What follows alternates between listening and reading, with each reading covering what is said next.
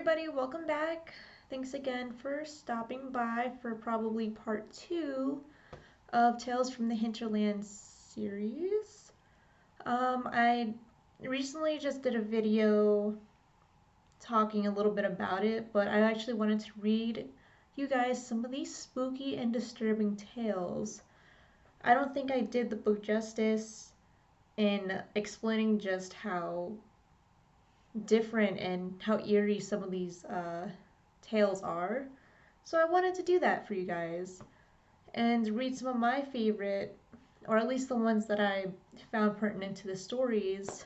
I'm going to start with probably my least favorite one, as I explained before that this one was like the bloodier type of one. So disclaimer, if y'all don't like blood, you don't like hearing about blood, you don't like seeing blood, skip this part of the story. Do yourself a favor and just skip it. So, the door that wasn't there. There was once a rich merchant who lived at the edge of the woods in a tiny town in the hinterland. Though he spent most of his days traveling, he was at home long enough to give his wife 2 daughters, the eldest dark and the youngest golden, born 1 year apart.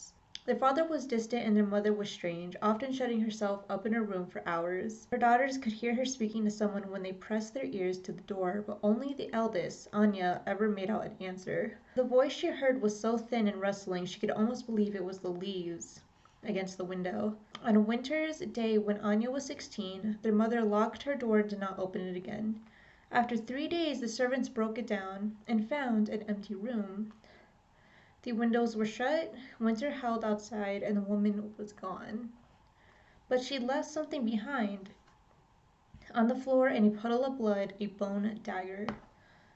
Anya heard the servants whispering about it and crept into the room to see for herself. A horror of blood so fearsome, she took to washing out her monthly rags in the dark. The servants sent word to the girl's father that his wife was dead or gone, or worse, and for a time heard no reply. Until the first warm day of spring when he drove up to the house in an unfamiliar carriage. Inside it was the girl's new mother. In silken slippers clinging to the father's arm, she stepped out onto the cobblestones. She was smaller than Anya, with a heap of pale hair and blue eyes that switched coldly from one stepdaughter to the next. For half a year their father stayed home, besotted with his new wife and tolerating his children. They ran as wild as they always had, accustomed by then to raising themselves, and thought very little of their new stepmother. But their father grew bored of the woman in the end, and as he'd once grown bored of their mother, as he'd always been bored of his daughters. On that day he kissed his new wife goodbye, nodded at his daughters, and was gone. Now their stepmother had the run of the house and of her stepdaughters. Whether she was bored or whether she was wicked, it came out to the same thing in the end. First she snapped out the girls, demanding they stay close to her. Then she pushed them away, slapping them at the slightest. Sorry, I should have put another trigger warning. My bad. So trigger warning, there could be some intelligent abuse. I don't know. A trigger warning. If you don't want to hear about that, please skip this part. She pushed them away, slapping them at the slightest provocation, carrying scissors in her pocket to cut off hanks of their long hair. When she left the house, she locked them up to keep them from misbehaving, she said. But she kept them in their mother's room, where the windows were warped shut and the stain of the floor taunted Anya with a vile black mouth. Their mother's bed had been chopped into firewood after her disappearance. All the pretty objects she surrounded herself with, sold or locked away. The girls rattled like seeds around the empty room, avoiding the poisonous blot on the floor. At first their stepmother stayed away for a few hours, then whole days, then entire nights. The first time she left them locked up from dusk to the next. Anya beat on the door and screamed till her throat and fists were raw, and no one came. When the stepmother finally opened the door, she wrinkled her nose at the smell and gestured at the chamber pot. Empty it, she said. Coal and rogue melted into the candy swirls on her cheeks. She wouldn't meet her stepdaughter's eyes. Then came a day when she locked them in with a bowl of apples and a jug of water and did not come back. The sun rose and fell and rose and fell. On the third day, Anya looked out the window and saw the servants walking down the lane, their belongings on their back.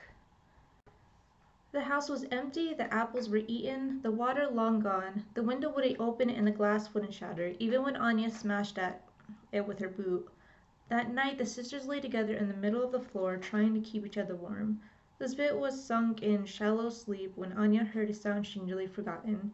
A sound like leaves rustling together outside an unlatched window.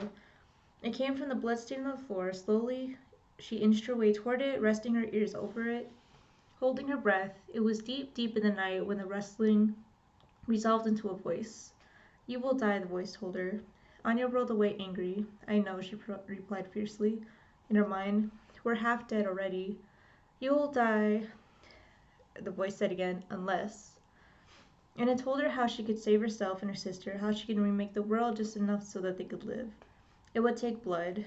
When the sun arose, Anya told Lisbeth what she'd learned. Their mother wasn't dead, she was gone. She used magic to make a door, and it was taking her far, far away. Their mother's blood had spoken to Anya and told her to make a door of their own. "It'll take blood," she told Lisbeth, "but it can't be mine." This was a lie. Anya wasn't cruel, she was frightened. The idea of opening her veins filled her with terror that felt like falling, forward and forward without end. She swallowed the bitter taste of the lie and took the bone knife from the place the voice told her she'd find it, behind the loose brick inside the fireplace. "The blood can't be mine," she said again, "because I'm the sorcerer. I must make the door, and you must sacrifice the blood for it." Elizabeth nodded, but something in her eyes told Anya she knew the words were a lie. This made her angry. When she drew the blade across her sister's wrist, the anger made her careless, and the blade bit too deep. Lisbeth said nothing as her sister took her wrist and used it to paint a door. She painted the sides of it first, in two continuous lines, scraping Lisbeth's wrist over the stone. She lifted the girl as high as she could to paint a lintel over the top. When Anya eased her back onto her feet, Lisbeth was white as the flesh of an apple. Anya turned away from her sister's drained face and said the words that would make the blood into a door, words the voice had said into her ear 3 times so she remembered. All at once the stone wicked up the blood, and the red of it became lines of warm, white light. The newly made door swung toward them, letting out a breath of warm air and a scent like clean cotton. They held hands and watched it open. Then Lisbeth moaned and swayed and crumbled to the ground. Her arms stretched out, her cold fingers nearly touching the door. The door that wasn't there and then was. The door that her lifeblood fed. At the moment she let go of her last breath, the white light shuddered and went green. The green of infected wounds, of nightmares, of the rind mold that crawled over week old bread. The cotton scent turned dusty and stuck in Anya's throat. She threw herself against the door, but it was too late. It opened inch by inch, yawning with dank air like the mouth of a cellar. Let's see how much there is. Oh, I got a few pages. Anya didn't think her mother could be behind that door, but she had nowhere else to go. She lifted Lisbeth and carried her through. The room she stepped into was just like the one they left, but reversed. Anya's eyes went to where the stain on the floor should be. In its place was a pool of bright blood, freshly shed. She limped across the room, still holding her sister's body, but wrenched open the door. The hall behind it curved left instead of right, and the lanterns on the wall were gone, replaced with paintings of people Anya didn't recognize. Their eyes were charred holes, and their mouths were wet and red. The hall hummed with heavy green light. Cradling Lisbeth, Anya moved through the house. It was cold and smelled of coal, dust, and iron. In every fireplace curled heatless flames. On every table were plates of rotting meat, of glossy dark flowers, with pollen dripping livid from their hearts.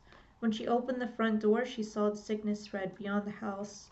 The branches of trees had become slender bones, the dusk of the road crackling ashes. "I did this," she said to herself. "I killed my sister. Her death made a door, and the door opened onto death." It took hours, but she dug deeply enough into the burnt earth to bury her sister. Then she set off toward town to see if she could find anything living. Town was a place of strange horrors. Not a body to be seen, just a heavy sky that bathed the whole world in light the color of disease, and locked houses and windows painted a blind black. Anya grieved and wondered but never wearied. She needed neither sleep nor food nor drink, and when she ran the bone knife over her own wrist, it made no nick in her skin. In desperation, she scaled the vines, spilling over the walls of the cottage, hoisting herself onto the crumbling gray shingles of its roof. From there she jumped. She drifted to the earth like an autumn leaf, touching down unharmed. There she lay, praying for an end, though every prayer tasted as bitter as the lie that had killed her sister. It was when the voice spoke to her once more. It had been a long time since she lain on the floor of her mother's bedroom, letting it whisper secrets under her ear. Longer than she thought. Far away, her stepmother was dead, killed by a fever. Her father had taken a new bride, who borne him a son. Will you take me back home? Anya pleaded. You're asking the wrong question, the voice replied. It led her through the town, back to the grave she dug in front of her father's house. From its black walnut tree had grown. Its rustling leaves were the only moving thing in the bright, blighted land. Lisbeth, Anya said, and laid her hand on its trunk. With a rustle like a sigh, the tree dropped 3 walnuts into her hands. She cracked them open one by one. The first held a satin dress the color of moth's wings. The second held a pair of slippers with a black shine of petrified wood. The third held a translucent stone the size of an eye. When she peered through the stone, the world around her burst into life. The day was clear, the trees were blooming, and a carriage was bearing down on her. The driver didn't see her, but the horse did, and reared hooves high over Anya's head. She dropped the stone, returning to her miserable realm. Now she understood what her sister had given her, a window onto the land of the living. Do with it what you will, the voice told her, but do not squander your sister's gifts. Anya waited until the green light had faded to murk, marking night in this in-between place. She put back on the moth-winged dress and the slippers. She combed back her heavy hair. Then she raised the stone to her eye. She saw her home as she once knew it, when she was a girl with a mother and father and a sister named Lisbeth. She held the stone in place like a peephole, circling the house and looking onto its windows. In one candlelight room she saw a beautiful woman playing the piano, her father drinking a glass of sherry, his hair lined with gray, and a boy just older than her. He was tall and narrow, growing into manhood, but not yet there. Anya's father looked at him proudly, clapping a hand to his shoulder. The boy's gaze rose idly over the room and his mother at the piano before landing on Anya. Frowning, he moved to the window. Anya shrank back as her father joined his son. The boy pointed, but their father looked past her, shaking his head. Finally, he pulled the curtains closed. Anya waited in the garden, in her dress the color of will-o'-the-wisps. When she lowered her arm, she stood in a place of rotting boughs and bone. When she raised the stone back to her eyes, she could see the soft grass and the brief starlight of fireflies. She could see the boy walking toward her, his step tentative but his face eager. You may ask me one question, she told him, but it has to be the right one. Who are you? He asked. Anya said nothing. Why can't they see you? He pleaded. She stayed silent. You are very beautiful, he whispered, reaching out to touch her. Why do you hold your hand so high? Anya smiled at him the way she had once her stepmother smiled at her father. She let him bend close to her mouth, closer before dropping her arm and returning to the dead garden. It took her father's son many nighttime meetings to ask the right question. But then his eyes were hollow with sleeplessness, and he looked at her with a love like hunger. How can I get you to stay? He asked at last. She smiled and put her mouth to his ear. She told him how they can be together, how he can remake the world just enough so she can stand beside him. It would take blood. She taught him the words to say, repeating them 3 times so he would remember. She pressed the bone knife into his hand. As she watched as he slid his bleeding wrist over the walls of her father's house, using it to paint the door. He swayed as he spoke the words, his face a mirror of their father's, going pale. The blood turned into a door that glowed with wicked green light as the seams. Anya dropped the stone from her eyes. It swung open. The boy disappeared, and the light turned into a warm, golden lamplight of home. As Anya walked through the door, she could feel the faintest brush of her half-brother, stepping past her into the lifeless place that death had made. And then she was standing in her father's house, alive and alone, and Death didn't feel cheated because she traded him one prisoner for another. She lifted the stone just long enough to peep through it at the boy standing in her place, his face terrified, before putting it into her pocket. She went to the kitchen and ate spoonfuls of honey, wolfed up wistfuls of meat, let wine run down her chin, then she climbed the stairs to her father's bedroom, where he lay sleeping next to his wife. She felt the bone knife she snatched back from the lost boy, twitching where it lay against her breast. She didn't cut her father's throat, she cut his wife's. She laid the stone in the dead woman's hand, where her father would be sure to find it, and hold it to his eyes to see the dead world that crouched beside his own, and the son who would call him always, but whom could never retrieve. So yeah, that was the first tale of Tales from the Hinterland, and I hope you guys liked it. I'm not sure if I'm going to be able to post this whole video. I'm about to find out, see what I can do and can't do. Disturbing, to say the least, and I was getting a little uneasy rereading those few parts, but I'm like, no, it's just a story.